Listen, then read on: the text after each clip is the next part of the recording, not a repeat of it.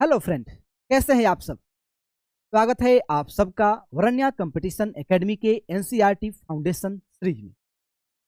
जैसे कि आप सबको पता है कि इस सीरीज का शुरुआत हम लोगों ने क्लास 6 के एनसीईआरटी ज्योग्राफी से किया और आज हम लोग क्लास 6 के एनसीईआरटी ज्योग्राफी का last chapter India climate vegetation and wild life को कवर करेंगे। मीन्स इस चैप्टर के साथ, इस सेशन के साथ हम लोग क्लास 6 के एनसीईआरटी ज्योग्राफी को कंप्लीटली बहुत ही बेहतरीन तरीके से आज क्या करने वाले हैं, हम लोग फिनिश करने। इसके बाद अगले सेशन में हम लोग क्लास 7 के ज्योग्राफी स्टार्ट करने वाले। तो चलिए बिना कोई टाइम वेस्ट किए आज के इस सेशन को हम लोग स्टार्ट करते हैं। लेकिन उससे पहले प्लीज़ आप लोग इस वीडियो को ज़्यादा से ज़्यादा शेयर कीजिए, लाइक कीजिए और मेरा यूट्यूब चैनल वरण्या कंपटीशन एकेडमी को सब्सक्राइब। तो चलिए सबसे पहले हम लोग ये देखते हैं आज के इस सेशन में हम लोग क्या क्या पढ़ने वाले हैं। ठीक है, सबसे पहले हम लोग पढ़ेंगे वेदर के बारे में। वेदर क्या होता है, जब आप वेदर पढ़ लेंगे तो उसके बाद हम लोग सीजन पढ़ेंगे कि सीजन और वेदर में क्या डिफरेंस है, और उसके बाद हम लोग पढ़ेंगे क्लाइमेट के क्लाइमेट के बारे में। फिर हम लोग लास्ट में पढ़ेंगे, इसके बाद पढ़ेंगे हम लोग टाइप ऑफ वेदर या type of season, types off season in India यानी कि इंडिया में कितने टाइप के सीजन हैं। फिर हम लोग पढ़ेंगे नेचुरल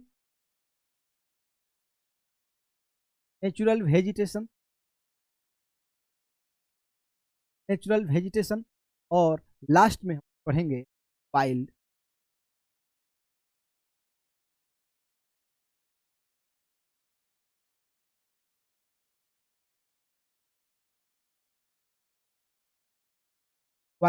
लाइफ के बारे। लास्ट में हम लोग क्या पढ़ने वाले हैं, वाइल्ड लाइफ के बारे। तो चलिए सबसे पहले हम लोग समझते हैं कि वेदर, सीजन और क्लाइमेट में क्या डिफरेंस। वेदर, सीजन और क्लाइमेट में क्या डिफरेंस। देखो, कभी कभी देखे होगे तुम लोग कि सुबह में बहुत ही तेज सनशाइन हुआ, एकदम बहुत ही तेज धूपा निकला कि 1 घंटे 2 घंटे या 3 घंटे के बाद अचानक क्लाउडी क्या हो गया, क्लाउडी माहौल हो गया, अंधेरा हुआ, बहुत ही तेज अंधेरा हुआ, बहुत ही तेज हवा चलने लगा और उसके कुछ देर ही बाद बहुत तेज रेनफॉल हुआ। और रेनफॉल जैसे ही खत्म हुआ फिर सनशाइन स्टार्ट हो गया। तो जो एक ही दिन में ये जो एटमॉस्फेरिक कंडीशन में जो चेंजेज आए, एक ही दिन में, या 2 दिन भी हो सकते, दिन भी हो सकते, ये जो एटमॉस्फेयर में जो चेंजेज आए हैं यही क्या है, वेदर है। क्या है, वेदर है। यानी कि जो हमारी एटमॉस्फेयर में डे टू डे चेंजेज आते हैं वो क्या होते हैं, वेदर होते हैं। ध्यान से सुनिए, वेदर और क्लाइमेट में जो डे टू डे चेंजेज आते हैं, वे वेदर कहलाते हैं। जब यही वेदर, सेम वेदर कुछ दिन तक कंटिन्यू रहे, मान लीजिए सुबह में कोल्ड वेदर स्टार्ट हुआ और ये कोल्ड वेदर 5 दिन 10 दिन 15 दिन 20 दिन 1 महीना 2 महीना 3 महीना तक कंटिन्यू है, ये क्या हो जाएगा, एक सीजन कहलाएगा। क्या कहलाएगा, सीजन। और इन सारे वेदर और सीजन के जब हम लोग एवरेज निकालेंगे 30 साल 35 साल का 40 साल का, तो उसको हम लोग क्या बोलेंगे, उसको हम लोग क्लाइमेट बोलेंगे। तो क्या बोलेंगे, क्लाइमेट बोलेंगे। यानी कि जो डे टू डे चेंजेज आते हैं, यानी कि क्या होता है, the day to day changes in atmosphere, day to day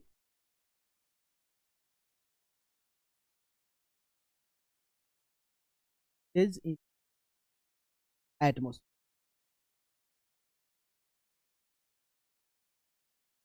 क्या, day to day changes in atmosphere क्या है, वेदर है। Day to day changes in weather क्या है, एटमोस्फेयर। वेदर में क्या हो सकता है, टेम्परेचर में चेंजेज आ सकते हैं। क्या होगा, टेम्परेचर में चेंज आएगा। अगर टेम्परेचर ज़्यादा है तो हॉट वेदर कहलाएगा, टेम्परेचर कम है तो कोल्ड वेदर बोलेंगे। टेम्परेचर ज़्यादा है तो हॉट वेदर बोलेंगे, टेम्परेचर कम है तो कोल्ड वेदर बोलेंगे। तो दिक्कत, बोलिए कोई दिक्कत। फिर रेनफॉल हो सकता है, रेनफॉल हो सकता है तो उसको हम लोग रेनी डे बोल सकते हैं या रेनी वेदर बोल सकते हैं। सनशाइन होगा तो साइनी डे। अगर क्लाउड है तो आज का वेदर कैसा होगा, तो क्लाउडी हो जाएगा। विंड है तो आज का वेदर कैसा हो जाएगा, विंडी हो जाएगा।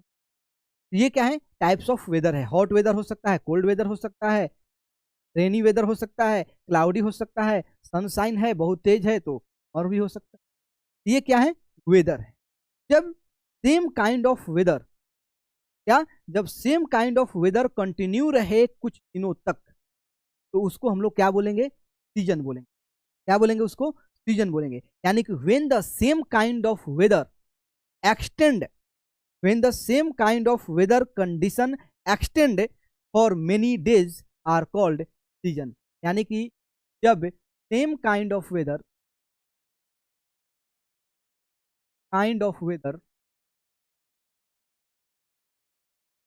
Weather condition extend for extends for many days is called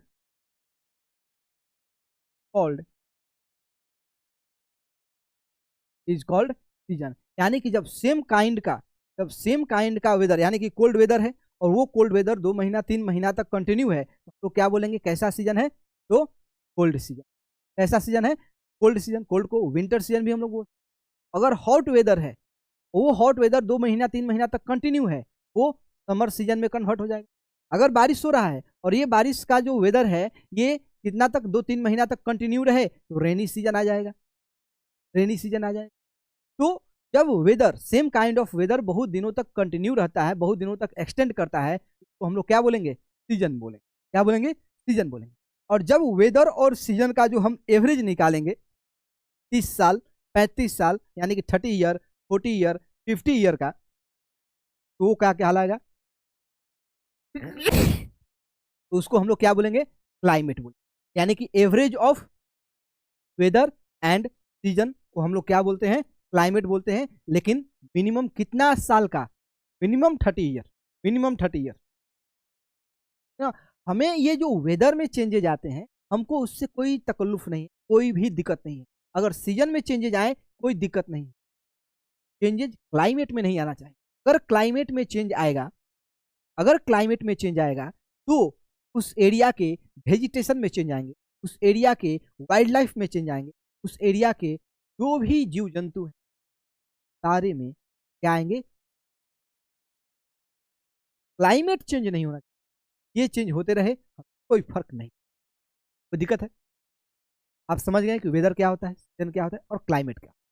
climate average of weather and seasons for about कितना ईयर का, लगभग 30 ईयर, मिनिमम 30 ईयर, मैक्सिमम 40 और 50 ईयर का भी ले सकते। तो इंडिया में किस टाइप का क्लाइमेट है, मानसून। ये क्या है, एक एवरेज वैल्यू होता है वेदर, तो दिक्कत।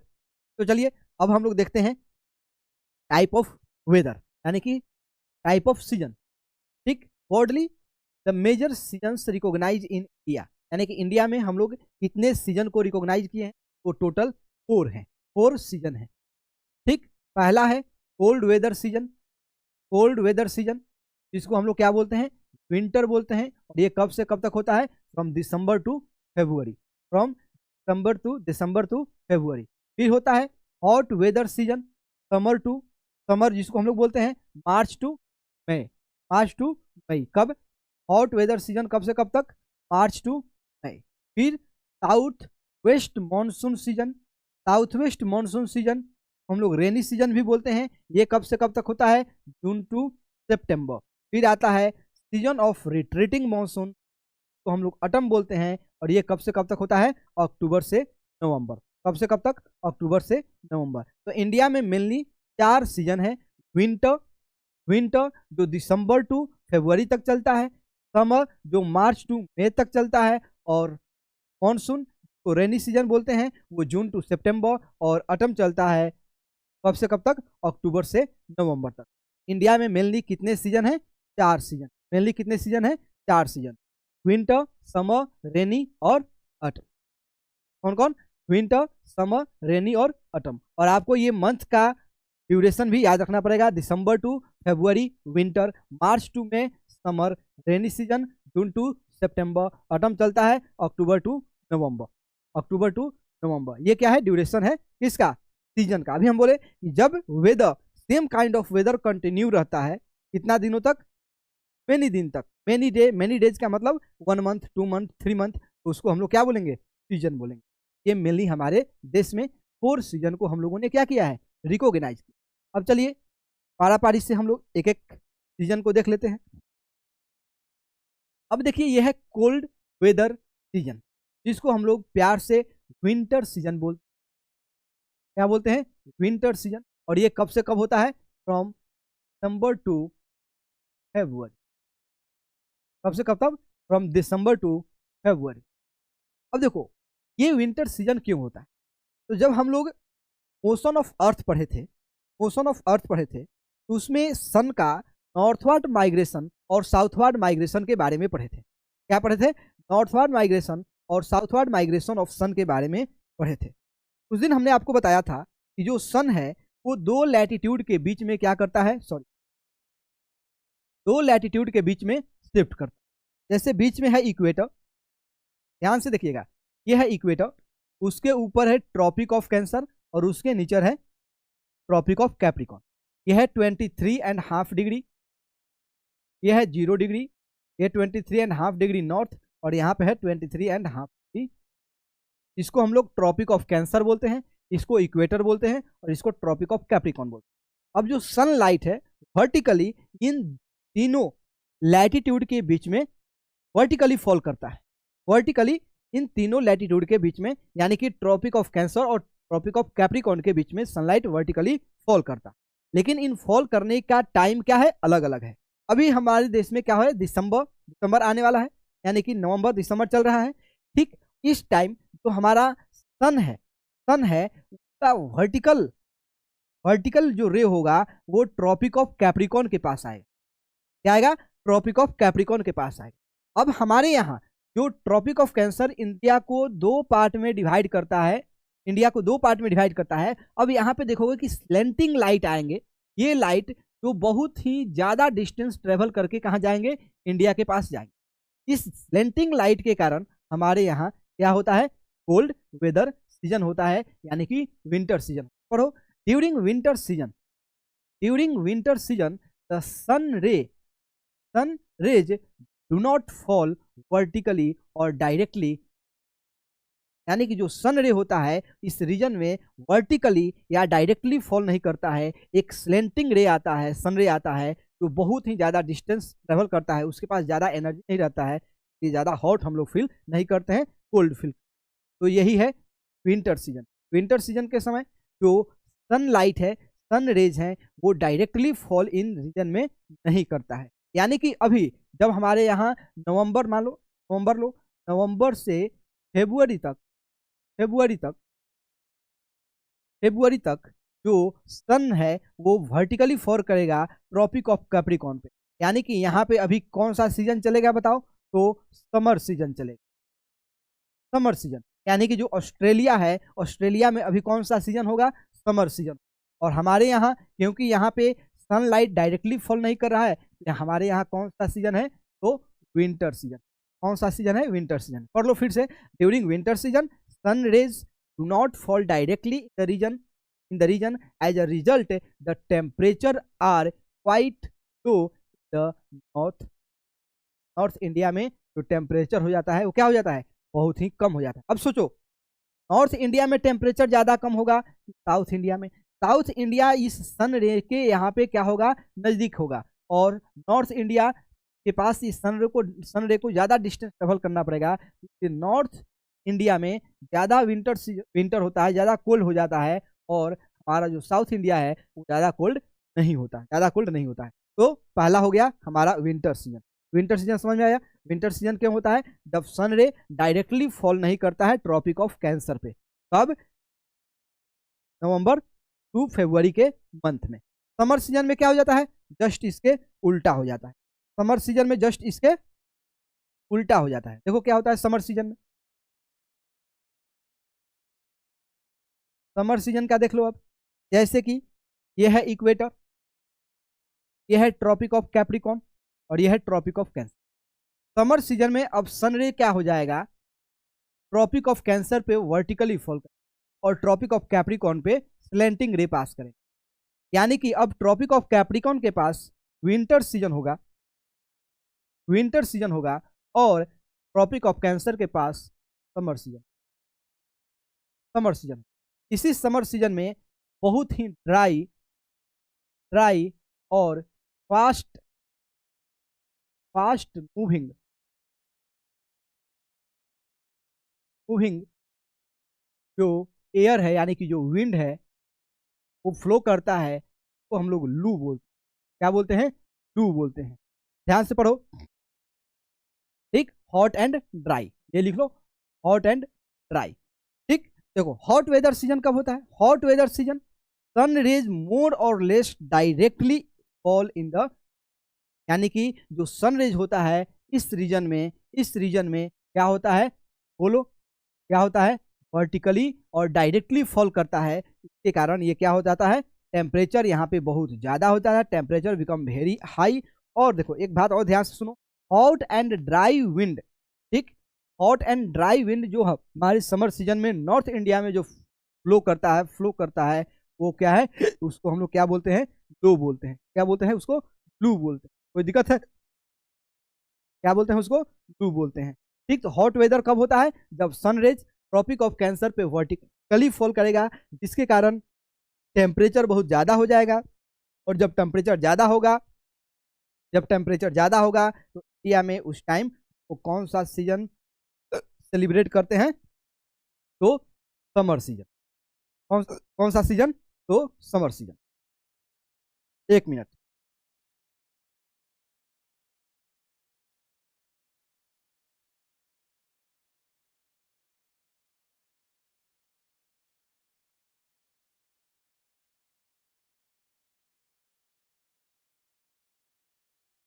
कौन सा सीजन सेलिब्रेट करते हैं? तो समर सीजन। नेक्स्ट आते हैं साउथ वेस्ट मॉनसून और रेनी सीजन। देखो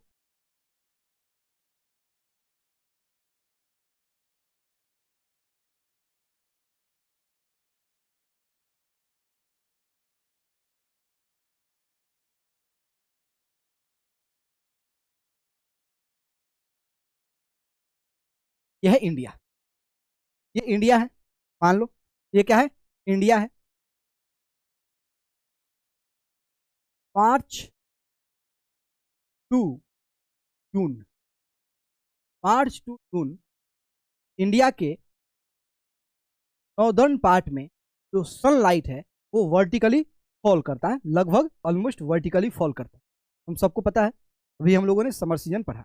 मार्च टू जून जो सनलाइट है, सन रेज है, वो नॉर्थ इंडिया में खास करके ट्रॉपिक ऑफ कैंसर के आसपास वर्टिकली फॉल करता है, जिसके कारण ये जो रीजन है, इस रीजन में, इस रीजन में low pressure, low pressure create होता है। अभी समझ में नहीं आएगा, हम बोले हैं बस ये इंट्रो है, लेकिन हम आपको बता रहे हैं, बस केवल सुन लीजिए। आगे जब क्लास 6-7 में पढ़ेंगे, क्लास 8 में पढ़ेंगे या 11 में जाएंगे, वहाँ पे आपको बहुत ही अच्छा तरह से, बहुत ही अच्छी तरह से समझ में आएगा। ठीक, लो प्रेशर क्रिएट होता है। ये लो प्रेशर किसके कारण क्रिएट होता है? हाई टेम्परेचर के कारण। जब टेम्परेचर ज़्यादा होगा तो यहाँ पे क्या क्रिएट होगा? लो प्रेशर क्रिएट होगा। बस इतना ही जानो। अब बताओ ट्रॉपिक ऑफ कैंसर के आसपास क्या होता है? हाई प्रेशर और लो टेम्परेचर होता है, हाई प्रेशर और लो टेम्परेचर होता है। अब जो इंडियन लैंड है, इंडियन मेनलैंड है, जो अभी क्या है? हॉट है, यहाँ पे क्या है? लो प्रेशर है। ये क्या करेगा? इधर से जो कोल्ड, जो कोल्ड क्या है? विंड है, उसको अपने साइड अट्रैक्ट करेगा, उसको अपने साइड क्या करेगा? अट्रैक्ट करेगा।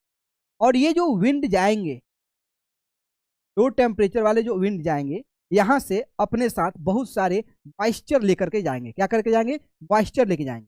और एक ब्रांच इधर जाता है और दूसरा ब्रांच इधर से इंडिया में इंटर करता है। दूसरा ब्रांच इधर से इंडिया में इंटर करता है। अब देखो, अपने आप को पर पिछले से क्लास में आप लोग जब मेजर लैंडफॉर्म ऑफ द या फिजिकल डिवीजन ऑफ इंडिया पढ़े थे, आपको पता है कि यहाँ पे क्या है? वेस्टर्न घाट है। यहाँ पे क्या है? वेस्टर्न घाट है।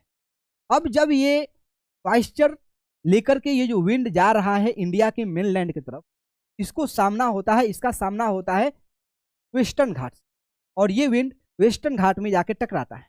टकराने के बाद विंड ऊपर जाता है और ऊपर जाते ही कोल्ड होता है, और कोल्ड होने के बाद यहाँ पे बहुत ही तेज, इस रीजन में बहुत ही तेज बारिश होता है। तो हम लोग ओरोग्राफिक रेनफॉल बोलते हैं। क्या बोलते हैं उसको? Orographic rainfall. ओरोग्राफिक रेनफॉल क्यों बोलते हैं? क्योंकि ये रेनफॉल मान लो कि एक तरह से जबरदस्ती कराया गया है, किसके द्वारा? माउंटेन के द्वारा। अब देखो ध्यान से सुनना, जब ये बीच में वेस्टर्न घाट आया तो वेस्टर्न घाट के इस साइड माने इधर वाले पार्ट में बहुत तेज बारिश हुआ, क्योंकि सारे जो मॉइस्चर लेकर के जो ये विंड जा रहे हैं तो सारा अपना मॉइस्चर कहाँ लूज करते हैं? तो वेस्टर्न घाट के वेस्टर्न पार्ट में। अब वेस्टर्न घाट के इस वाले एरिया में बारिश बहुत कम ना के बराबर होता है। बारिश बहुत कम ना के बराबर होता है। अब जब आपको पता चलेगा कि कहाँ के फार्मर सबसे ज़्यादा आत्महत्या करते हैं, वो है महाराष्ट्र, खास करके विदर्भा रीजन, जो वेस्टर्न घाट के ईस्टर्न पार्ट में पड़ता है, और वहाँ पे रेनफॉल नहीं पहुँच पाता है। वहाँ पे ये मॉइस्चर जो मॉइस्चर लेकर के ये जो विंड जा रहे हैं पर नहीं पहुँचता है, और वहाँ पे हमेशा सुखाड़ चलता है। क्या चलता है? सूखा चलता है। अब आपको पता है कि वेस्टर्न घाट के ऊपर पार्ट में यहाँ पे क्या है? रिफ्ट वैली है। कुछ विंड इस रिफ्ट वैली में इंटर करते हैं, और इंटर करने के बाद इधर क्या कहलाता है? महाराष्ट्र के आसपास यहाँ पे क्या होता है? रेनफॉल होते हैं। कुछ इधर जाते हैं इस पार्ट में यहाँ पे है अरावली माउंटेन, जो इधर जाता है तो यहाँ पे कोई भी बैरियर इसको नहीं मिलता है, कोई भी बैरियर नहीं मिलता है। ये विंड सीधे कहाँ चले जाते हैं? तो किधर जाते हैं? तो उत्तराखंड, हिमाचल प्रदेश में। ये विंड आएंगे, वेस्ट बंगाल में बारिश कराएंगे, बिहार में कराएंगे, उत्तर प्रदेश में, हरियाणा, पंजाब। जैसे जैसे ये वाला ब्रांच इंटर करेगा इंडिया के मेनलैंड में, नॉर्दर्न प्लेन में, उसका मॉइस्चरिटी क्या होता जाएगा? लूज होते जाएगा। और सबसे कम बारिश किधर होगा? पंजाब और हरियाणा में, ये ईस्टर्न ब्रांच। ठीक, इसी ईस्टर्न ब्रांच ये जाता है एक मेघालय के साइड, और मेघालय में 3 हिल रेंज, माउंटेन रेंज है। ठीक, गारो, खासी और जयंतिया, और ये जो विंड है इसी गारो, खासी, जयंतिया में फंस जाता है, और यहीं पे है मौसमीराम, जहाँ पे वर्ल्ड का हाईएस्ट रेनफॉल होता है। वर्ल्ड का हाईएस्ट रेनफॉल होता है। तो ये कब होता है? इसको हम लोग बोलते हैं रेनी सीजन। और क्या बोलते हैं? Rainy season. पढ़ो आगे। ठीक, साउथ वेस्ट मॉनसून सीजन को हम लोग रेनी सीजन बोलते हैं। पढ़ो आगे। This season is marked by the onset of and advance of monsoon. This season marked the onset and advance of monsoon. The wind blow from Arabian Sea and Bay of Bengal towards the land. They carry moisture with them, and when these winds strike the mountain barrier, rainfall भी हमने बताया कि western घाट के western part में सबसे ज़्यादा बारिश होता है, क्योंकि ये जो मॉइस्चर लेकर के ये जो विंड अंदर जा रहे हैं अरेबियन सी से, ये सारा अपना जो पानी है यानी कि जो मॉइस्चरिटी है ये लूज करते हैं किधर पे? तो वेस्टर्न घाट के वेस्टर्न पार्ट पे। और ईस्टर्न वाले पार्ट में क्या होता है? बारिश नहीं हो पाता है, क्योंकि ये विंड उधर पहुँच ही नहीं पाता। अब देखो, ये वाला जो विंड है इधर मान लीजिए जो गुजरात से अंदर गया, अब गुजरात से अंदर गया, राजस्थान में पहुंचेगा। राजस्थान में इधर कोई भी बैरियर नहीं है, ये सारा विंड किधर चला जाएगा? जम्मू कश्मीर, हिमाचल प्रदेश में। और ये वाला रीजन यहाँ पे क्या हो जाता है? ड्राई रह जाता है, और किसी भी तरह का वहाँ पे बारिश बहुत ही कम होता है। क्या होता है? रेनफॉल बहुत ही कम होता है। अब देखो, ये वाला ब्रांच जाता है, यहाँ पे 3 माउंटेन रेंजेज हैं, गारो, खासी, जयंतिया। ये विंड इसमें जाकर के फंस जाता है और सारा मॉइस्चरिटी यहाँ पे लूज करता है, और वर्ल्ड का सबसे ज़्यादा मानसून बारिश जो रेनफॉल होता है इसी रीजन में होता है। अब ये ब्रांच इधर जाएगा, इधर हिमालय पड़ेगा, हिमालय में टकराएगा और सारा जो अपना बारिश यानी कि पानी है यही इधर क्या कर देगा। ये क्या है हमारा साउथ वेस्ट मानसून सीजन और रेनी सीजन। लेकिन जो विंड इधर आया है, जो आया है वो एक दिन जाएगा, यानी कि जो विंड इधर इंडिया में इंटर किया है ये विंड फिर क्या होगा, लौटेगा। अब देखो जो विंड, ये वाला विंड जो अभी गया रेनी सीजन वाला, उसके कारण ये वाला जो पार्ट है ना, तमिलनाडु आंध्र प्रदेश, यहाँ पे बारिश बहुत कम होता इस सीजन में। ठीक, साउथ वेस्ट मानसून सीजन में बारिश बहुत कम होता, क्योंकि सारी विंड क्या होते हैं ऐसे सीधे निकल करके फिर इंडिया में इंटर करते हैं। ठीक, अब देखो नेक्स्ट वाला season of retreating monsoon. Monsoon monsoon आ रहा है बार बार, ये मानसून क्या है, तो ये जो मानसून है ये एक अरबिक वर्ड मौसम से बना हुआ है। मानसून जो वर्ड है ये अरबिक वर्ड है जो किस वर्ड से आया है, मौसम वर्ड से आया है। क्या मतलब क्या होता है, सीजन होता है। क्या मतलब क्या होता है, सीजन होता है। और ये एक पीरियोडिक विंड का फ्लो है, जैसे कि लैंड ब्रिज और सी ब्रिज आता है सेम टू सेम लगभग। सबसे अगर कॉम्प्लेक्स कोई क्लाइमेट है तो वो मानसून क्लाइमेट है, सबसे कॉम्प्लेक्स, क्योंकि यहाँ पे केवल एक फैक्टर नहीं है कि लैंड यहाँ पे बहुत हॉट हो गया, ओशियन कोल्ड हो गया, तो जो हमारे लैंड हैं उस कोल्ड वाले विंड को क्या करें अपने तरफ अट्रैक्ट करें। ये इतना सिंपल नहीं है, बहुत ही कॉम्प्लेक्स अगर कोई क्लाइमेट है, बहुत ही कॉम्प्लेक्स अगर कोई क्लाइमेट है वो मानसून क्लाइमेट है। मानसून क्लाइमेट, ठीक ना, यहाँ पे रेनफॉल होगा मानसून के रेनी सीजन में या नहीं होगा, केवल एक फैक्टर यहाँ पे नहीं है, बहुत सारे फैक्टर जिसको हम लोग बाद में पढ़ेंगे, 11th क्लास में पढ़ेंगे। अभी पढ़ो सीजन ऑफ रिट्रीटिंग मानसून, यानी कि जो साउथ वेस्ट मानसून के दौरान जो विंड इंडिया में इंटर किए थे ये अब रिट्रीट करेंगे, वापस लौटेंगे। और वापस लौटते समय ये जो विंड है ये बारिश करते हैं कहाँ पे, तो आंध्र प्रदेश और तमिलनाडु, आंध्र प्रदेश और तमिलनाडु। पढ़ते हैं आगे क्या है, द विंड मूव बैक, यहाँ पे लिखा है ना मूव बैक, यानी कि ये जो विंड है जो साउथ वेस्ट के दौरान इंडिया में इंटर किया था ये विंड अब वापस जाएगा from the mainland to bay of Bengal. ठीक, इंडिया के मेनलैंड से बे ऑफ बंगाल।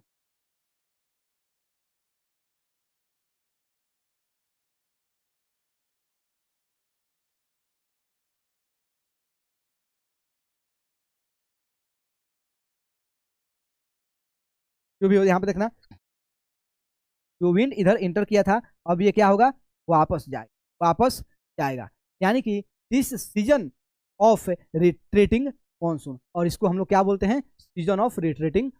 अब देखो southern part of India particularly Tamil Nadu and Andhra Pradesh receive rainfall in this season. जो रिट्रीटिंग मानसून है इस रिट्रीटिंग मानसून से ही आंध्र प्रदेश और तमिलनाडु में क्या होता है, रेनफॉल होता है। However, the climate is about the average weather condition। भी हमने बताया था जो क्लाइमेट होता है ये एवरेज वेदर कंडीशन होता है। क्लाइमेट क्या होता है, एवरेज वेदर कंडीशन होता है, which have been measured over many year. ठीक, जिसको बहुत सालों के बाद क्या करते हैं, मेजर करते हैं। The climate of India are broadly described as a monsoon type of climate. India में किस टाइप का क्लाइमेट है, तो मॉनसून क्लाइमेट है। मॉनसून जो वर्ड है ये अरबिक वर्ड मौसम से लिया गया है जिसका मतलब सीजन होता है। और due to the India's location in the tropical region most of the rain is brought by the monsoon wind, यानी कि क्योंकि इंडिया एक ट्रॉपिकल रीजन में है और जो मोस्ट ऑफ द विंड जो इंडिया में इंटर करते हैं वो रेनफॉल लाते हैं, वो कौन सा विंड होता है, तो मॉनसून विंड होता है। अगर मॉनसून विंड यानी कि अगर रेनफॉल ज़्यादा होता है रेनी सीजन में, अगर रेनफॉल ज़्यादा होता है तो हमारे यहाँ एग्रीकल्चर ज़्यादा होगा, क्योंकि हमारा जो एग्रीकल्चर है वो इसी रेन पे क्या है, डिपेंडेंट है। आगे पढ़ो, the agriculture in India is depend on the rains. India में जो एग्रीकल्चर है वो रेन पे डिपेंड है। अगर गुड मॉनसून होता है इसका मतलब एडिक्वेट रेनफॉल होगा, और जब एडिक्वेट रेनफॉल होगा तो हमारे यहाँ बहुत ही अच्छा क्या होगा, बहुत ही अच्छा फसल होगा। ठीक है, आगे पढ़ते हैं। The climate of a place, अगर एक प्लेस का क्लाइमेट किस फैक्टर पे डिपेंड करता है, वो डिपेंड करता है उसका location, altitude, distance from the sea and relief. अभी हमने आपको बताया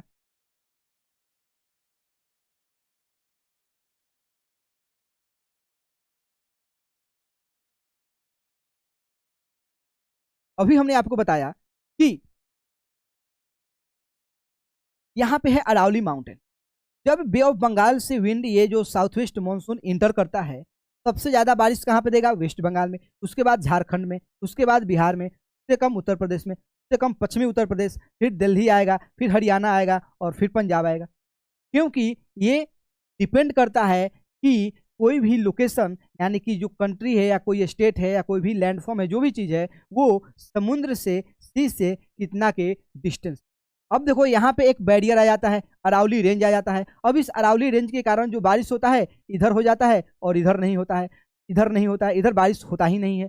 ठीक, तो जो क्लाइमेट है किसी भी प्लेस का वो डिपेंड करता है उसके लोकेशन पे। अभी हमने आपको बताया कि जब साउथ वेस्ट मानसून इधर इंटर करता है, ये है वेस्टर्न घाट, तो वेस्टर्न घाट के वेस्टर्न पार्ट में रेनफॉल ज़्यादा होता है और ईस्टर्न पार्ट में रेनफॉल होता ही नहीं है, ईस्टर्न पार्ट में रेनफॉल होता ही नहीं है। अब जहाँ पे रेनफॉल ज़्यादा होगा तो वहाँ का नेचुरल वेजिटेशन भी अलग होगा, और जहाँ पे रेनफॉल कम होगा वहाँ का नेचुरल वेजिटेशन अलग होगा, ठीक है। तो आगे पढ़ो, तो क्या तो कौन कौन से फैक्टर पे क्लाइमेट डिपेंड करता है? तो लोकेशन पे जैसे कि इंडिया ट्रॉपिकल, क्या है? ट्रॉपिकल नेशन है, ट्रॉपिकल कंट्री है। इंडिया के कुछ पार्ट इक्वेटर के नजदीक है, कुछ टेम्परेट रीजन में है, तो ये जो लोकेशन है ये बहुत मायने रखता है। फिर एल्टीट्यूड, यानी कि उस चीज का हाइट कितना है। फिर डिस्टेंट फ्रॉम द सी, समुद्र से कितना दूरी है, या कोई माउंटेन है, प्लेटूज है, पे डिपेंड करता है।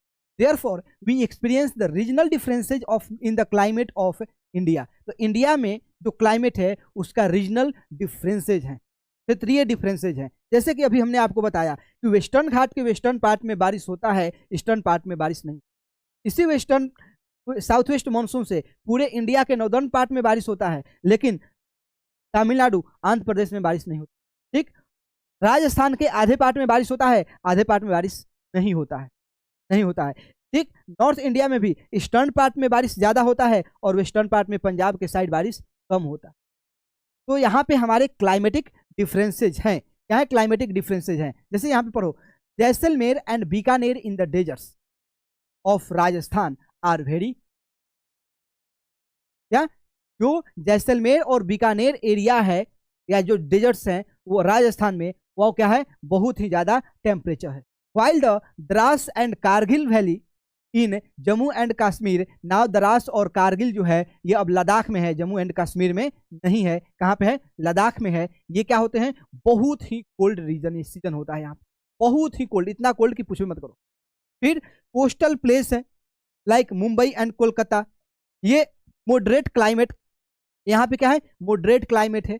फिर they are neither too hot and too cold, जो कलकत्ता है और मुंबई है वहां पर नहीं ज्यादा गर्मी होता है, नहीं ज्यादा ठंडा होता है। फिर being on the coast the places are very humid, अब जो कोस्टल एरिया में लोग रहते हैं वहां ह्यूमिडिटी बहुत ज्यादा होता है। अब देखो यहाँ पे मौसम राम कहाँ पे है? मेघालय में है, जो वर्ल्ड का सबसे ज्यादा रेनफॉल रिसीव करता है। एक इंडिया में एक रीजन है जहाँ पे रेनफॉल होता ही नहीं है, और एक रीजन है जहाँ पे रेनफॉल इतना होता है, इंडिया का सबसे ज्यादा रेनफॉल।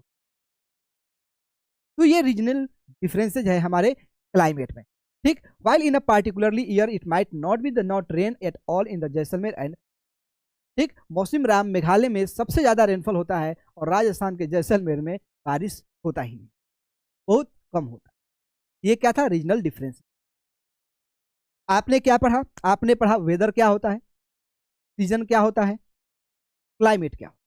फिर उसके बाद आप लोगों ने पढ़ा कि इंडिया में 4 सीजन है, विंटर, समर, रेनी और ऑटम। हो गया। अब चलिए नेचुरल वेजिटेशन पढ़ते हैं। नेचुरल वेजिटेशन, अब देखो हमने आपको बताया था कि इंडिया में जो फिजिकल फीचर्स हैं इंडिया का, वो उसमें बहुत ही ज़्यादा डाइवर्सिटी, इंडिया के फिजिकल फीचर में बहुत ज़्यादा डाइवर्सिटी। कहीं माउंटेन है तो कहीं प्लेन है तो कहीं डेजर्ट्स हैं, कहीं प्लेटूज हैं। इस फिजिकल डिफरेंसेज होने के कारण क्लाइमेटिक डिफरेंसेज भी क्रिएट होता है, क्योंकि क्लाइमेट कुछ फैक्टर पे डिपेंड करता है। वो फैक्टर कौन कौन से था? तो लोकेशन, एल्टीट्यूड यानी कि हाइट, समुद्र से कितने हाइट पे है, डिस्टेंस फ्रॉम द सी, समुद्र से कितने दूरी पे है, और कुछ रिलीफ है या नहीं है। रिलीफ का मतलब क्या होता है? Mountain ranges. तो इन 4 फैक्टर पे डिपेंड। जब फिजिकल डाइवर्सिटी है इंडिया में, तो क्लाइमेटिक डाइवर्सिटी भी हो। और जब क्लाइमेटिक डाइवर्सिटी होगा तो हमारे यहाँ वेजिटेशन में भी डाइवर्सिटी होगा, वाइल्ड लाइफ में भी डाइवर्सिटी। बात समझे? इंडिया के एक ऐसा रीजन है जहां पे बहुत ज्यादा बारिश होता है, वहीं के एक पार्ट में थोड़ा सा भी बारिश नहीं। अब जहां पे बारिश होगा वहां वाटर बहुत ज्यादा मात्रा में अवेलेबल है, वहां पे बहुत ही अच्छा हरा भरा क्या होगा? फॉरेस्ट होगा। क्या होगा? बहुत ही हरा भरा फॉरेस्ट होगा। अब जिस एरिया में बारिश होता ही नहीं है वहां पे फॉरेस्ट कैसा होगा? बताओ, फॉरेस्ट होगा? नहीं होगा फॉरेस्ट वहां पे। अब एक जगह मॉडरेट क्लाइमेट है, मॉडरेट क्लाइमेट का मतलब वहां पे रेनफॉल भी कुछ एडिक्वेट अमाउंट में हो जाता है, तो वहां का जो वेजिटेशन होगा, जो रेनफॉल एरिया में, जो ज्यादा रेनफॉल एरिया में वाले जो वेजिटेशन है, वो उससे क्या होगा? डिफरेंट होगा। तो जब फिजिकल फीचर में डाइवर्सिटी है, climatic different different climatic reason है, तो क्लाइमेटिक डाइवर्सिटी है, तो नेचुरल वेजिटेशन में भी डाइवर्सिटी। लेकिन उससे पहले हम लोग ये समझते हैं कि नेचुरल वेजिटेशन होता क्या है। तो कुछ ऐसे पेड़ पौधे जो बिना किसी ह्यूमन इंटरफेरेंस के ग्रो करते हैं, बिना किसी ह्यूमन इंटरफेरेंस के, तो उसको हम लोग बोलते हैं नेचुरल वेजिटेशन। और हमारे यहाँ जब क्लाइमेटिक डिफरेंसेज हैं तो नेचुरल वेजिटेशन में भी डिफरेंसेज आएंगे। तो अभी हम लोगों ने पढ़ा कि इंडिया के एक रीजन में बहुत ज़्यादा रेनफॉल होता है। इंडिया के एक रीजन में बहुत ज़्यादा रेनफॉल, वो रीजन कौन कौन से हैं? ध्यान से देखिए,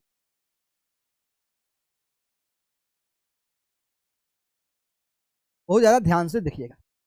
ठीक, अभी हमने बताया ये है वेस्टर्न घाट, और जब यहाँ पे ये साउथ वेस्ट मानसून वाले जो मानसून विंड आता है, इस बैरियर के कारण सारे अपना रेनफॉल वेस्टर्न पार्ट में क्या करते हैं? फॉल कराते हैं। यानी कि सबसे ज्यादा रेनफॉल वेस्टर्न घाट के वेस्टफॉल में होता है, वेस्टर्न पार्ट में होता है, ईस्टर्न पार्ट में नहीं होता है।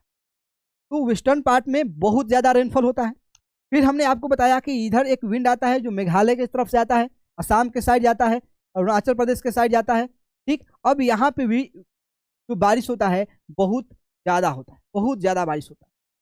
और जहाँ पे रेनफॉल बहुत ज्यादा होगा, बहुत ज्यादा होगा, वहां पे जो वेजिटेशन होगा उसको हम लोग बोलेंगे ट्रॉपिकल रेन। क्या बोलेंगे? Tropical rain forest. ये ट्रॉपिकल रेन फॉरेस्ट कहाँ पे होते हैं? वैसा एरिया जो रिसीव करता है हेवी रेन, जो बहुत ज्यादा रेनफॉल रिसीव करता है, उस एरिया में क्या होता है? Tropical rain forest. इस ट्रॉपिकल रेन फॉरेस्ट के जमीन पे सनलाइट नहीं पहुंचता। क्या? इस ट्रॉपिकल रेन फॉरेस्ट वाले एरिया में जो सनलाइट है वो अर्थ के सरफेस तक नहीं पहुंच पाता है। इसलिए जो अर्थ के सरफेस पे वहां पे जो पेड़ है वो कंपटीशन करते हैं कि हम कितना जल्दी ऊपर निकल करके सनलाइट ले लें, क्योंकि उन्हें अपना, तो वहां पे जो पेड़ होंगे बहुत ही बड़े बड़े पेड़, बहुत ही ज्यादा लंबा लंबा पेड़ हो। इसके कारण तो सनलाइट को रिसीव करने के लिए जो कंपटीशन और रेस लगेगा। आगे पढ़ते हैं। दे आर सो डेंस, यानी कि जो ट्रॉपिकल रेन फॉरेस्ट होता है वो बहुत ही डेंस होता है, यानी कि बहुत ही, जिसके कारण that the sunlight does not reach the ground, जो सनलाइट है वो ग्राउंड तक नहीं पहुंचता। Many species of tree are found in this, इस फॉरेस्ट में बहुत ही डिफरेंट टाइप के ट्री पाए जाते हैं। और जो ट्रॉपिकल रेन फॉरेस्ट है इसको हम लोग एवरग्रीन फॉरेस्ट भी बोलते हैं।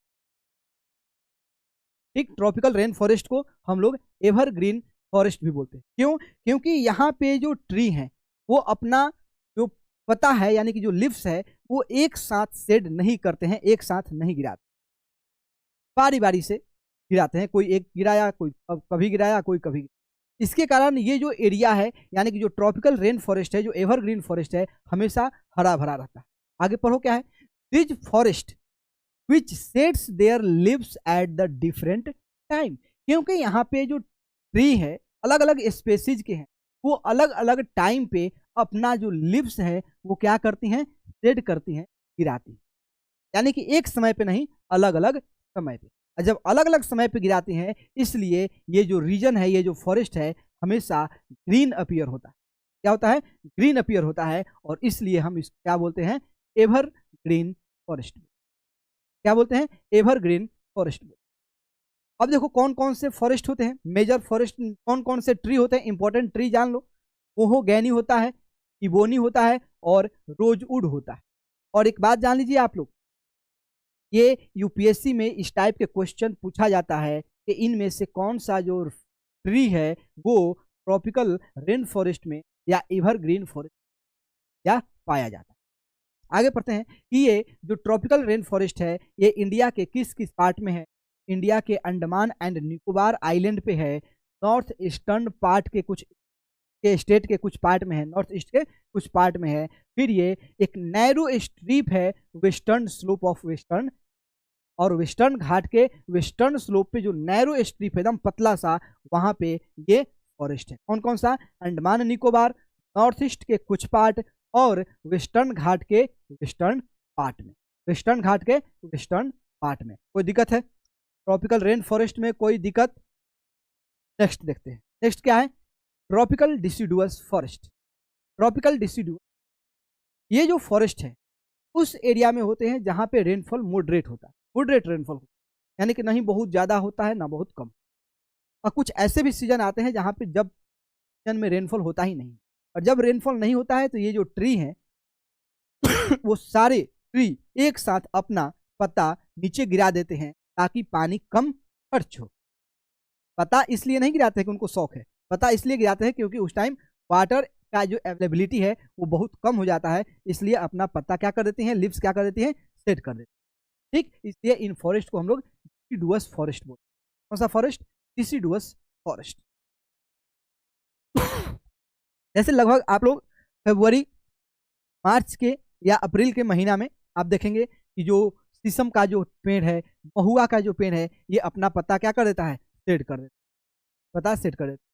पढ़ते हैं आगे क्या दिया है, ठीक, in a large part of the country, जो ट्रॉपिकल डिसिडुअस फॉरेस्ट है ये मैक्सिमम अमाउंट में फॉरेस्ट हमारे यहाँ अवेलेबल है, लार्ज अमाउंट में ये फॉरेस्ट है, यानी कि the large part of our country have this type of, यानी कि इंडिया में सबसे ज्यादा कौन सा फॉरेस्ट है, तो ट्रॉपिकल डिसिडुअस फॉरेस्ट है। और इसलिए इस फॉरेस्ट को हम लोग मॉनसून फॉरेस्ट बोलते हैं। क्या बोलते हैं, इस फॉरेस्ट को हम लोग मॉनसून फॉरेस्ट भी बोलते हैं।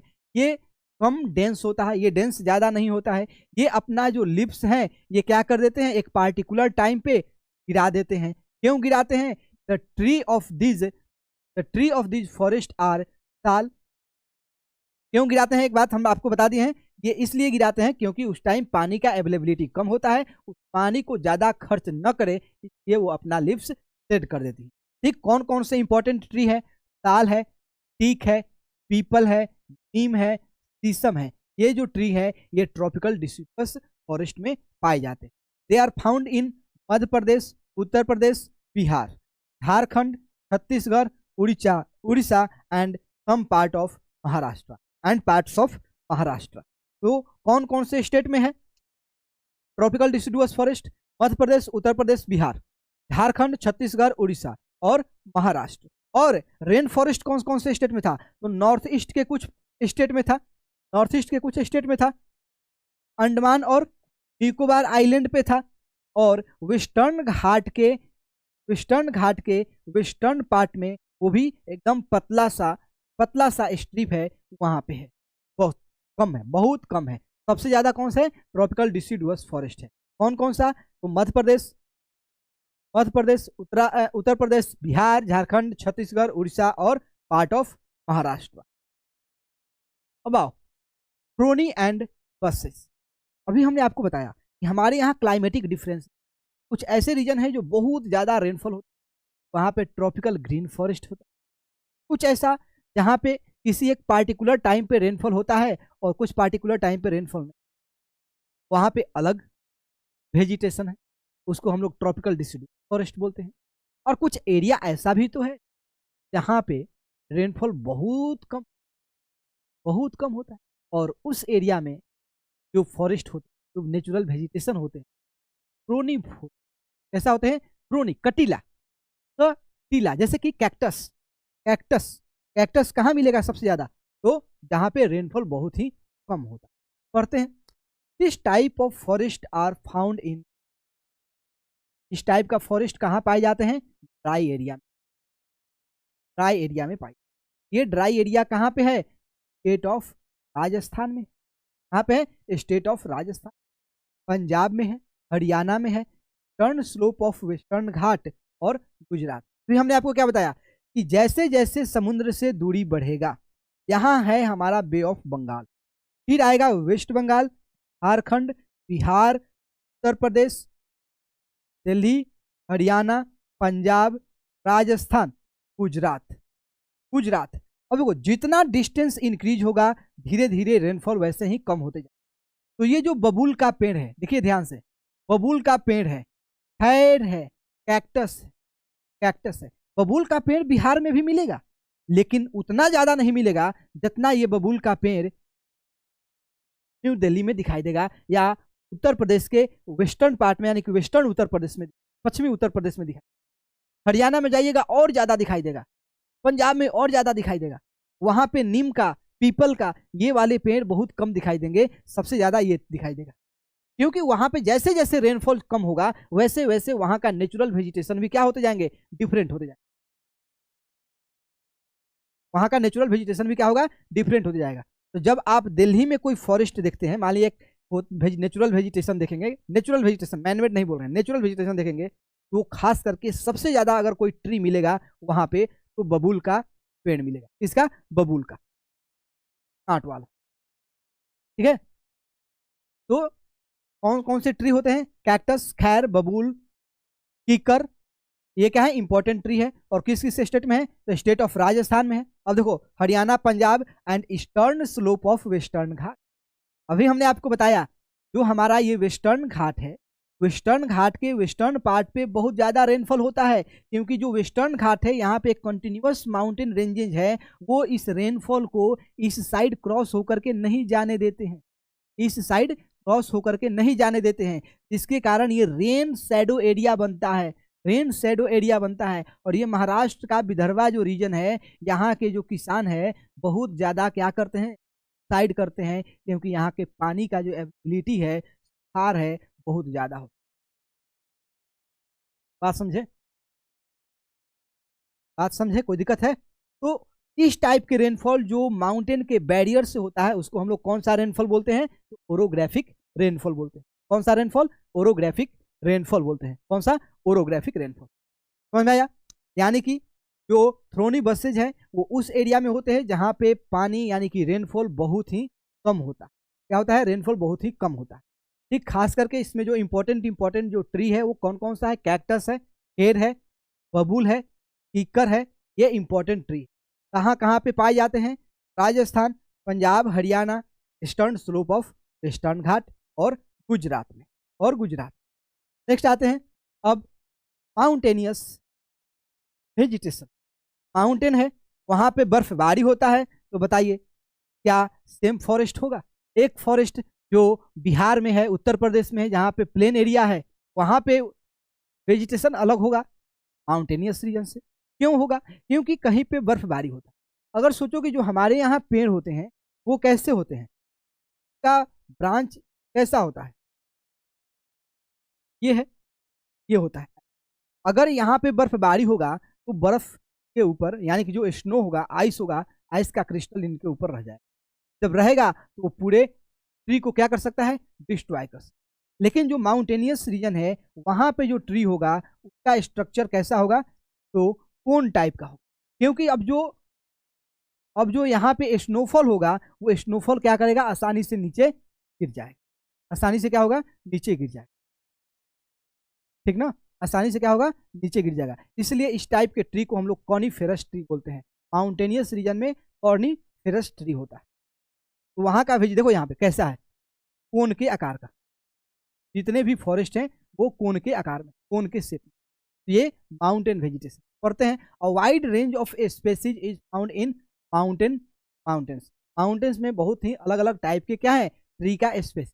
According to variation in height, क्योंकि हाइट का वेरिएशन होता है। With increasing height the temperature fall, जैसे जैसे हाइट बढ़ेगा माउंटेनियस रीजन में, वहां पे टेम्परेचर क्या होता जाएगा, नीचे गिरते जाएगा। At the height of 1500 metre and 2500 metre most of the tree are conical in shape. ठीक, जैसे जैसे हाइट बढ़ेगा यानी कि टेम्परेचर लो होते जाएगा, और जैसे जैसे टेम्परेचर लो होगा वो ट्री का जो शेप होगा वो कोनिकल हो जाएगा। कोनिकल होगा, क्यों होगा, क्योंकि जब हाइट बढ़ेगा तो टेम्परेचर डाउन होगा। जब टेम्परेचर डाउन होगा तो वहां पे स्नोफॉल होगा। क्या होगा, स्नोफॉल होगा। और वो स्नोफॉल अगर ट्री ऐसे रहता है, इस शेप में रहता है, तो ट्री उस पे ही क्या हो जाएगा, स्नो जमा के जमा रह जाएगा। लेकिन जब ट्री कोनिकल रहेगा तो स्नोफॉल से वो स्नोफॉल होगा, लेकिन वो स्नोफॉल जो स्नो होगा, आइस का क्रिस्टल होगा, वो क्या हो जाएगा, गिर जाएगा। के कारण कोनिकल शेप में होता है। This tree are called coniferous tree. जैसे कि चीड़ होता है, पाइन होता है, देवदार होता है, ये क्या है, इंपॉर्टेंट ट्री है जो माउंटेनियस रीजन में पाए जाते हैं। ठीक है, अभी हमने आपको बताया कि हमारे इंडिया में क्लाइमेटिक वेरिएशन है, फिजिकल वेरिएशन है, जिसके कारण हमारे यहाँ नेचुरल वेजिटेशन भी है। और जब नेचुरल वेजिटेशन होगा तो बताइए क्या वाइल्ड लाइफ में डाइवर्सिटी होगा कि नहीं होगा। कैमल कहाँ रहेगा, क्योंकि उसको पानी की जरूरत बहुत कम है, डेजर्ट एरिया में होंगे। अब जिसको पानी का बहुत ज्यादा जरूरत है वो रेन फॉरेस्ट में हो, तो पानी को थोड़ा सा कम जरूरत है वो किसी और एरिया में होगा। तो जब वेजिटेशन में वेरिएशन है तो नेचुरल जो वाइल्ड लाइफ है में भी क्या होगा, वेरिएशन आएगा। अब देख लेते हैं वाइल्ड लाइफ। अब देखो उससे पहले ये पढ़ लेते हैं मैनग्रोव फॉरेस्ट, मैनग्रोव वेजिटेशन। अब देखो हमारे यहाँ कोस्टल रीजन भी बहुत ज़्यादा है, कोस्टल रीजन भी क्या है, बहुत ज़्यादा है। ठीक, कोस्टल रीजन स्टार्ट होता है गुजरात से लेकर के वेस्ट बंगाल तक। और जो कोस्टल प्लेन है, कुछ जो प्लेन होते हैं, जो टाइड आता है, लो टाइड, हाई टाइड आते हैं, वो जो कोस्टल रीजन होता है उसमें क्या हो जाता है, सबमर्ज हो जाता है। क्या हो जाता है, सबमर्ज हो जाता है। अब जो सबमर्ज होगा समुद्र के पानी से, तो समुद्र का जो वाटर है, सी वाटर है, वो सॉल्टी वाटर होता है, सॉल्टी वाटर होता है। तो जो फ्रेश वाटर में ट्री है, तो क्या सल्टी वाटर में भी वही ट्री होगा, नहीं होगा। वहां पे जो ट्री होता है उस ट्री को हम लोग क्या बोलते हैं, मैनग्रोव ट्री बोलते हैं, मैनग्रोव ट्री होते हैं। और ये जो मैनग्रोव ट्री है सबसे ज्यादा वेस्ट बंगाल में, जो वर्ल्ड का जो सबसे लार्जेस्ट जो डेल्टा है, सुंदरबन जो डेल्टा है, यहाँ पे ये मैनग्रोव फॉरेस्ट पाए जाते हैं। उसी फॉरेस्ट को, उसी वेजिटेशन को हम लोग, वेजिटेशन का नाम वहां पे क्या है, सुंदरी ट्री है, ट्री है। और इसी सुंदरी ट्री के नाम पे इस डेल्टा का नाम पड़ा सुंदरबन डेल्टा। सबसे ज्यादा मैनग्रोव फॉरेस्ट कहाँ पे मिलेगा, तो वेस्ट बंगाल के सुंदरबन डेल्टा में। उसके बाद उड़ीसा में मिलेगा, कुछ आंध्र प्रदेश में, फिर मिलेगा गुजरात। कहाँ पे, गुजरात में। और ये जो मैनग्रोव फॉरेस्ट होते हैं, वेजिटेशन होता है, ये एक नेचुरल बैरियर का काम करता है। जब क्या आता है, सुनामी आता है, जब साइक्लोन आता है, जब सुनामी और साइक्लोन आता है, ये एक नेचुरल बैरियर का काम करता है। क्योंकि जब साइक्लोन आएगा बहुत ही तेज उसके साथ क्या कहता है, विंड फ्लो करता है, विंड ब्लो करता है, बहुत ज्यादा विंड ब्लो करता है। तो इस विंड को ब्रेक कौन लगाएगा, ये जो नेचुरल वेजिटेशन है, जो नेचुरल ये बैरियर है, ये लगाएंगे, क्या फोर्स लगाएंगे, ताकि उसका साइक्लोन का विंड स्पीड क्या हो जाए, कम हो जाए, साइक्लोन के विंड का स्पीड क्या हो जाए। तो जो हमारा ये मैनग्रोव फॉरेस्ट है, ये कैसा है, एक मेराइन और सलाइन वाटर में पाए जाने वाला फॉरेस्ट है। This forest can survive in, यानी कि ये सॉल्टी वाटर में सलाइन किया जाए। ये कहाँ पे मुख्यतः पाए जाता है, they are mainly found in Sundarban, in West Bengal and in Andaman and Nicobar islands. देखो Sundari is a well known species of tree in mangrove में, जो वेल नोन जो स्पेसीज है ट्री का, सुंदरी ट्री है। और इसी सुंदरी ट्री से सुंदरबन डेल्टा का नाम पड़ा, सुंदरबन डेल्टा का नाम पड़ा। हो गया। अब आते हैं वाइल्ड लाइफ में। वाइल्ड लाइफ में वाइल्ड लाइफ में अभी हमने आपको बताया था कि जब हमारे यहाँ क्लाइमेटिक वेरिएशन है, फिजिकल वेरिएशन है, तो वाइल्ड लाइफ में भी वेरिएशन होगा। वाइल्ड लाइफ में भी वेरिएशन होगा। वाइल्ड लाइफ में वेरिएशन होगा। पढ़ते हैं, देखो, forest are a home to a variety of wildlife. जो फॉरेस्ट होते हैं इन वाइल्ड लाइफ का घर होता है। और जब घर में वेरिएशन होगा तो ये वाइल्ड लाइफ में भी क्या होगा, जीव जंतु में भी वेरिएशन आएगा। तो there are thousand of species of animal and a large variety of reptiles, amphibian, mammals, birds, insects, worms and whales are in. ठीक है, तो हमारे यहाँ बहुत ही ज्यादा अमाउंट में, बहुत ही ज्यादा डिफरेंट डिफरेंट टाइप के स्पेसीज, बर्ड्स, रेप्टाइल्स, मैमल्स पाए जाते हैं, क्योंकि हमारे यहाँ नेचुरल वेजिटेशन में बहुत ज्यादा क्या है, वेरिएशन। आगे पढ़ते हैं। पहले टाइगर के बारे में जान लो। टाइगर जो हमारा नेशनल एनिमल, ये हमारे देश के बहुत सारे पार्ट में पाए जाते हैं। खास करके जो हमारे यहाँ टाइगर है वो क्या है, रॉयल बंगाल टाइगर है। रॉयल बंगाल टाइगर है।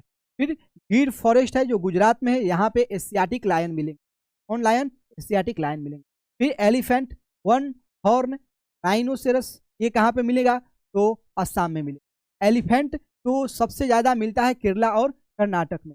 कैमल्स एंड वाइल्ड एस मिलेंगे ग्रेट इंडियन डेजर्ट्स और रन ऑफ कच्छ गुजरात में। Wild goat, snow leopard, bear, ये हिमालय रीजन में मिलेंगे। Beside this there are the many others animals like the wolf, jackal, nilgai, monkey, chital, ये सारे हमारे देश में पाए जाते हैं। सारे हमारे देश में पाए जाते हैं। तो हमारे यहाँ जब वेजिटेशन में डाइवर्सिटी है, उतना ही डाइवर्सिटी हमारे यहाँ वाइल्ड लाइफ में, यानी कि हर टाइप के जीव जंतु हमारे यहाँ क्या होंगे, मिलेंगे, वाइल्ड लाइफ मिलेंगे। बर्ड्स में आओ। बर्ड्स में तो हमारा जो नेशनल बर्ड्स है वो क्या है, पीकॉक है। पीकॉक है। और जो मोस्ट कॉमन जो बर्ड्स हैं हमारे देश में, पैरट्स, पिजन्स, मैना, गीज, बुलबुल, डक।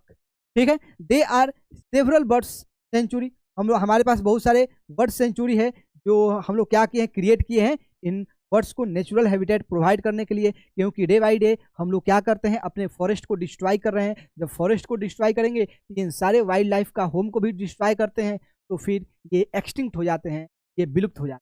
इसलिए हमारे सरकार ने, हम लोगों ने बहुत ही डिफरेंट डिफरेंट टाइप के कुछ प्रोजेक्ट चलाए हैं। जैसे टाइगर प्रोजेक्ट हो गया, प्रोजेक्ट एलिफेंट हो गया, प्रोजेक्ट मेरी हाथी मेरी साथी हो गया। ठीक ना, उसके लिए हम लोगों ने नेशनल पार्क बनाया है, वाइल्ड लाइफ सेंचुरी बनाए हैं, बायोस्फीयर क्रिएट किया गया है, फिर कम्युनिटी फॉरेस्ट बनाए हैं, ताकि हम लोग इनके हैबिटेट को क्या कर सके, प्रिजर्व करके रख सके। ठीक, तो there are several hundred of species of snakes found in India. Cobra और करैथ, कोबरा और करैथ है जो बहुत ही जहरीला क्या है, स्नेक्स है, जो ये भी हमारे यहाँ क्या होते हैं, पाए जाते। फिर due to cutting of forest and hunting, ठीक, जो हम लोग फॉरेस्ट काटते हैं और हंटिंग करते हैं, उसके कारण ये स्पेसीज है, वाइल्ड लाइफ स्पेसीज है, ये अब डिक्लाइन कर रहे हैं रैपिडली। और इसमें कुछ ऐसे भी स्पेसीज है जो अब क्या हो गए हैं, कंप्लीटली एक्सटिंक्ट हो गए। फिर in order to protect them, इन लोगों को प्रोटेक्ट करने के लिए हम लोगों ने नेशनल पार्क बनाया, सेंचुरीज बनाए, वाइल्ड लाइफ बायोस्फीयर बनाए, बायोस्फीयर रिजर्व बनाए, ताकि इनके हैबिटेट को, इनके घर को हम लोग क्या करें, बचा सके।